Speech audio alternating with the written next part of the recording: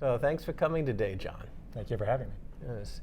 We're talking today about digital rights management, or digital restrictions management, as a lot of us like to call it.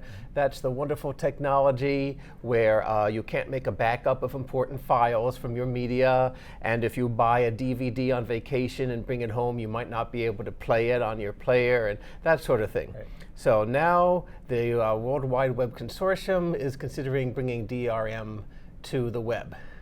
That's right. What do you think? Well, I think it's a very bad idea. I think the web has been founded on a notion of free and open, and DRM is the opposite of that. DRM is, by definition, a kind of software that tries to take control over part of a user's computer away from them, so to limit what they can do with media, like the examples you gave. So whereas the web was created in a spirit of anybody being able to put up a web page, share texts, link to each other's texts, and then people could look at the source, and that would help to promote an education about the web. Right. Anybody can learn quite a lot just from studying the code of other people's web pages and implementing some of those techniques on their own. So we do have DRM on the web now, but it's been done through plugins like Flash and Silverlight, which are proprietary programs that users have had to install in order to watch Netflix or other, Hulu, other media on the web. So what's really happening now is an effort to actually bless that and standardize it to make it easier for the companies who want to distribute media in that fashion. And I think, to be precise, the W3C isn't talking about DRM. They're just saying that they're allowing encryption, and they're allowing browsers to check certificates and stuff. But if you put it all together, it is support for DRM. Right. So technically, all the W3C did was say that content protection is a legitimate thing for HTML to address. But that could be something like watermarking, where you just put information about attribution and license embedded in media, or it could be DRM, where the software actually restricts what you can do with the media. So what they've really done is allow that work to happen under their umbrella. And even though they haven't given it their final approval yet, this technology is already implemented in browsers like Firefox, Microsoft's browser, Safari, Chrome. So the companies are doing it anyway. The real question here is whether the W3C is willing to put its good name on it and say that this is an acceptable part of what we think the web should look like. So let's have a little dystopic look at the future now. What will the future DRM web be like that's different from today? So, on one hand, what's happening is they're pushing the plugins kind of down a level. So, right now, in the past, you had to separately install Flash.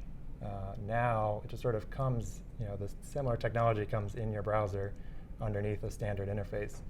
But the restricting technology is still controlled by only a handful of companies, the main ones being companies like Adobe.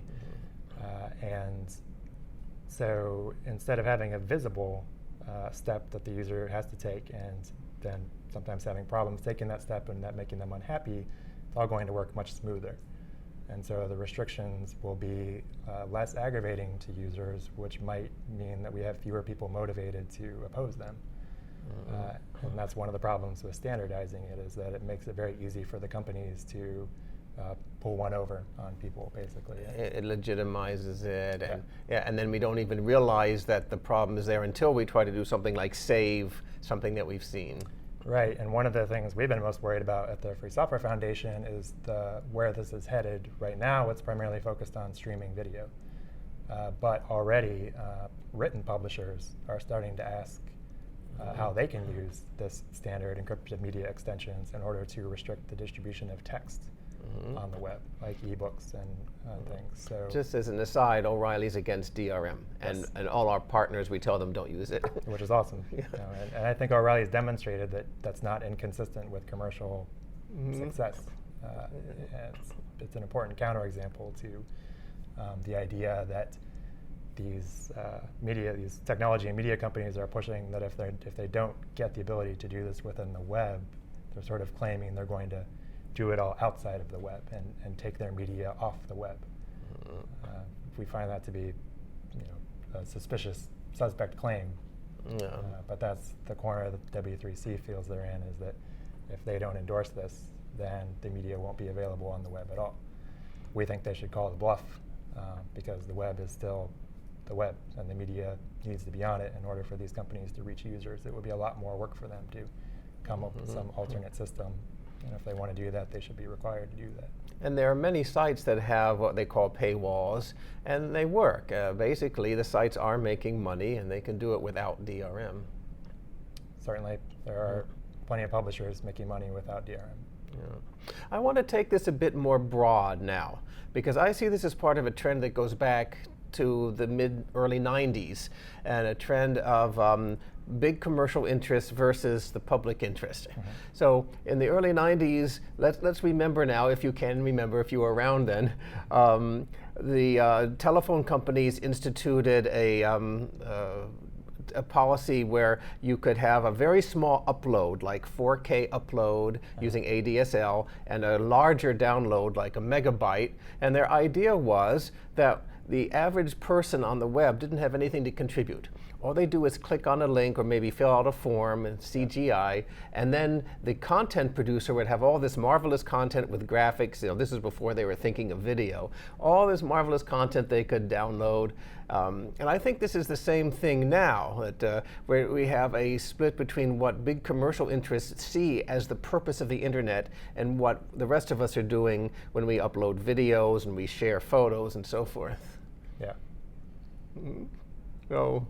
Well, I think that DRM fundamentally as opposed is, I can see the connection to what you're talking about, because a lot of the creativity on the internet, both in terms of media and in terms of code and lots of other things, has happened by people taking things from different places and combining them in new and interesting ways and uploading that result to sharing sites, and DRM prevents them from doing that. And it's already a problem since people aren't able to take clips out of streaming videos in order to do things like write research papers on them or do film study. And that problem is only going to get worse if the same technology spreads to the web. As some people like Cory Doctorow point out, DVD players and similar devices haven't progressed much. We haven't had much innovation there, and that's all because people cannot get into there, and third parties can't come in and do innovation.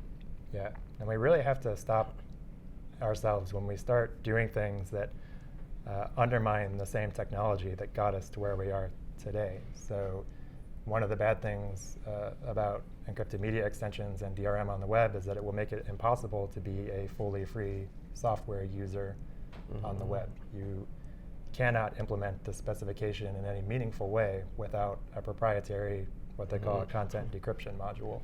Or without downloading software that makes you an illegal user. Right, or breaking it. Yeah. And the web is made possible by GNU Linux and free software. It's WordPress being such a popular platform, and GNU Linux being such a popular server operating system, and that's what Netflix is using on their servers, but they're not sort of in spirit passing that same freedom along to users, because their users won't be able to watch and can't watch their media using an actual free system like what Netflix is using to power the media. So it's, as soon as we start undermining the spirit of the technology that created this innovation, we're probably going in the wrong direction. I'm really glad I brought you in to talk about this, because there's so many subtleties to it that are worth looking at. Thank you.